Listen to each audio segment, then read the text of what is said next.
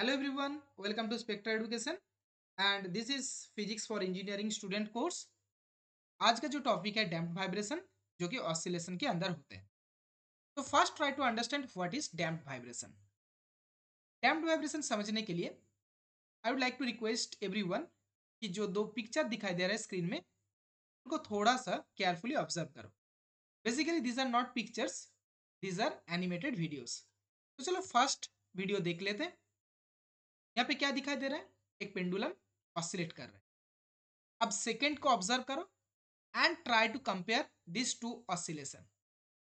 और देखो क्या कुछ चेंजेस दिखाई दे रहा है दोनों में। जो फर्स्ट ऑसिलेशन अभी भी ऑसिलेट कर रहा है लेकिन देयर इज नो चेंज। कोई चेंज है क्या इस ऑसिलेशन में? एम्पलीट्यूड का या फ्रीक्वेंसी कुछ चेंज नहीं है। जो सेकेंड ऑसिलेशन था ये इनिशियली ऑसिलेट तो कर रहे थे लेकिन धीरे धीरे इनका एम्पलीट्यूड डिक्रीज हुआ एंड अल्टीमेटली ये अपना रेस्ट कंडीशन या मीन पोजीशन में आके रुक गया। अब ये जो फर्स्ट काइंड ऑफ ऑसिलेशन या वाइब्रेशन इनको हम लोग कहते हैं कि फ्री वाइब्रेशन, और जो सेकेंड काइंड ऑफ वाइब्रेशन तो हम लोग कहते हैं डैम्प्ड वाइब्रेशन। अब फ्री वाइब्रेशन की कैरेक्टरिस्टिक्स क्या है? फ्री वाइब्रेशन मतलब इस वाइब्रेटरी सिस्टम या ऑब्जेक्ट के ऊपर कोई डिसिपेटिव फोर्सेस काम नहीं करते। डिसिपेटिव फोर्स मतलब क्या है? डिसिपेटिव फोर्स मतलब कोई रेजिस्टिव फोर्स। अब रेजिस्टिव फोर्स कहाँ से हो सकते हैं? मान लो कि ये मीडियम एयर मीडियम में है, सॉरी ये सिस्टम एयर मीडियम में है या कोई दूसरा काइंड ऑफ मीडियम में है जहां विस्कस फोर्स काम करते हैं। उसी विस्कस फोर्स इस ऑसिलेटरी सिस्टम के ऊपर डिसिपेटिव फोर्स के रूप में काम करेगा, या कोई फ्रिक्शनल फोर्स या कोई structural defect. This are different kinds of dissipative forces जो कि इस सिस्टम के ऊपर काम कर सकते हैं। लेकिन अगर ये फ्री वाइब्रेशन है तो इनके ऊपर इस डिसिपेटिव फोर्सेस काम नहीं करते। और दूसरा इसका कैरेक्टरिस्टिक क्या है? दूसरा ये अगर ऑसिलेट कर रहे हैं तो कांस्टेंट एम्पलीट्यूड लेके ये जिंदगी भर ऑसिलेट करते रह जाएगा। अगर कोई सिस्टम फ्री वाइब्रेशन में है तो जिस फ्रीक्वेंसी में ये अपना वाइब्रेशन कंटिन्यू करते हैं उसी फ्रीक्वेंसी को हम लोग कहते हैं कि natural frequency of the system. हालांकि ये जो फ्री वाइब्रेशन कॉन्सेप्ट ये आइडियल होते हैं, in real life free vibration is not possible. तो रियल लाइफ में जो हमें दिखाई दे रहा है तो वो होता है कि डैम्प्ड वाइब्रेशन वाला केस। जैसे मान लो कि लेबोरेटरी के अंदर या घर में कोई पेंडुलम है, इसको थोड़ा सा धक्का देके अगर छोड़ दोगे तो ये ऑसिलेशन करेगा, बहुत देर तक ऑसिलेशन करेगा लेकिन धीरे धीरे चाहे तो 1 या 2 दिन के अंदर ये अपने मीन पोजीशन में आ जाएगा। तो जो रियल लाइफ ऑसिलेशंस होते हैं ज्यादातर ये डैम्प्ड वाइब्रेशंस के अंदर होते हैं। तो डैम्प्ड वाइब्रेशंस की कैरेक्टरिस्टिक्स क्या है? There is always some dissipative force. मतलब इनके ऊपर कोई रेजिस्टिव फोर्स काम करेगा ही करेगा। जिस डिसिपेटिव फोर्स का काम है इनको वापस लेके आना है, मतलब इनका ऑसिलेशन जो कर रहा है इसको रोकना ही इस डिसिपेटिव फोर्स का काम होता है। और ये ऑसिलेशन तो कंटिन्यू नहीं करेगा, मतलब धीरे धीरे इनका एम्पलीट्यूड डिक्रीज होगा और जिस फ्रीक्वेंसी में ये वाइब्रेशन कर रहा है उसी को हम लोग कहते हैं कि डैम्पिंग फ्रीक्वेंसी। अब आते हैं कि डैम्प्ड वाइब्रेशन का डेफिनेशन क्या हो सकते हैं, चाहे तो तुम लोग लिख सकते हो। Damped vibration refers to an oscillatory motion where the amplitude of the vibration gradually decreases over time due to energy loss from friction, air resistance or other dissipative forces। तो देखो इनका एम्पलीट्यूड क्यों ग्रेजुअली डिक्रीज कर रहे हैं? क्योंकि इनका energy धीरे धीरे लॉस होते जा रहा है। और किस वजह से लॉस हो रहा है? Different kind of dissipative forces, जैसे मान लो कि फ्रिक्शन की वजह से हो रहा है या रेजिस्टेंस की वजह से होता है। इस टाइप ऑफ डिसिपेटिव फोर्सेस की वजह से इनका एनर्जी लॉस होता है और इस एनर्जी लॉस की वजह से इनका एम्पलीट्यूड धीरे धीरे डिक्रीज होता है and ultimately it becomes in its mean position और इन इक्विलिब्रियम पोजिशन। अब एक बार देख लेते हैं कि different type of damping forces कैसे ओरिजिनेट होता है। In general in our daily life there are 3 types of damping forces in physical vibrating system.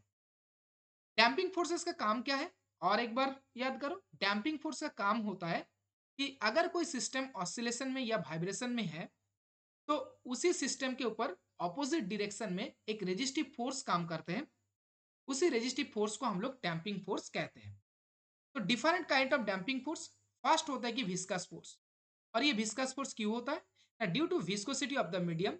जैसे मान लो कि अपना पेंडुलम एयर मीडियम में अपने रूम के अंदर है, तो जब ये ऑसिलेट करेगा तो इनके ऊपर ऑपोजिट डायरेक्शन में एक फोर्स जो कि विस्कस फोर्स, और जिसको हम लोग कह सकते हैं कि एयर रेजिस्टेंस फोर्स, उसके ऊपर काम करेगा। और इसी फोर्स की वजह से इन ऑसिलेटरी सिस्टम का एम्पलीट्यूड धीरे धीरे डिक्रीज होगा। ओके। अब दूसरा काइंड ऑफ डैम्पिंग फोर्स क्या हो सकता है? Coulomb force. ये कूलम फोर्स क्यों हो सकता है? Due to friction.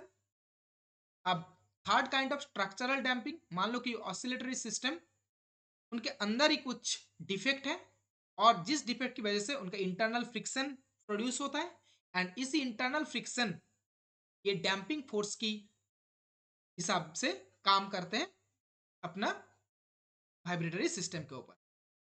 अब चलो कुछ सम रियल वर्ल्ड एग्जांपल जहां हम लोग डैम्पिंग को यूज करते हैं अपने फायदे के लिए। तो यहाँ पे कुछ एआई जनरेटेड पिक्चर्स हैं।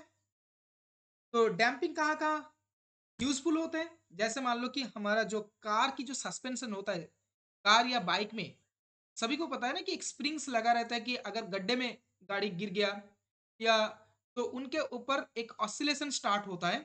लेकिन ये ऑसिलेशन अगर ज़्यादा होगा तो ये अपना बाइक जंप करते रह जाएंगे या कार जंप करते रहेगा, जो कि बहुत ही डेंजरस हो सकते हैं।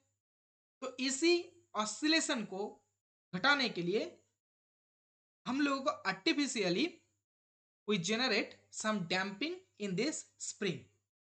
और ये डैम्पिंग कहाँ होता है? जो जहां कार की सस्पेंशन सिस्टम होता है, जो कि शॉक्स को एब्जॉर्ब कर लेते हैं और अपना बाइक एंड खुद को सेफ रखते हैं। दूसरा कहाँ यूज हो सकते हैं डैम्पिंग?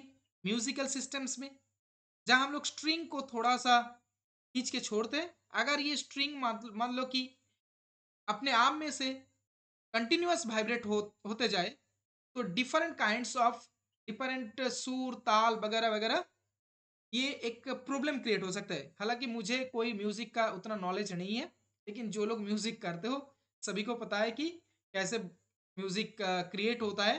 लेकिन ये damping is essential for this musical system.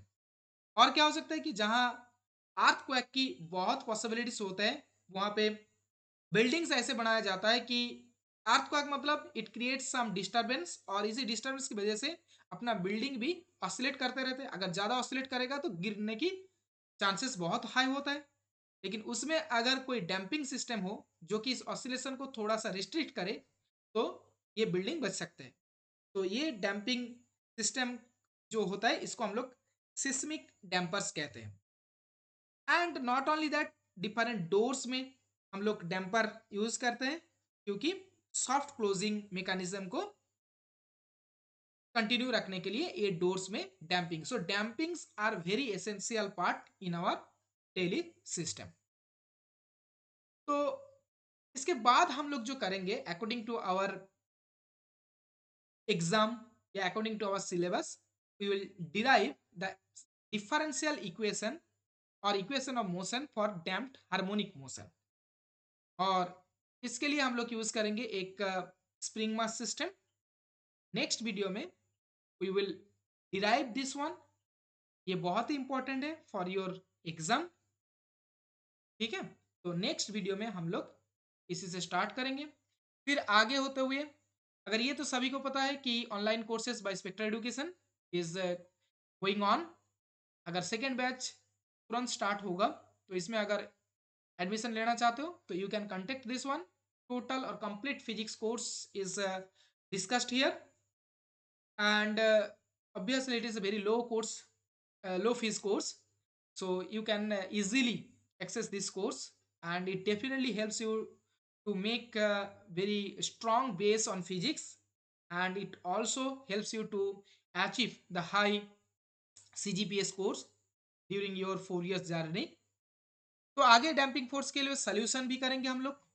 फिर हम लोग लार्ज और ओवर डैम्पिंग के बारे में डिस्कस करेंगे।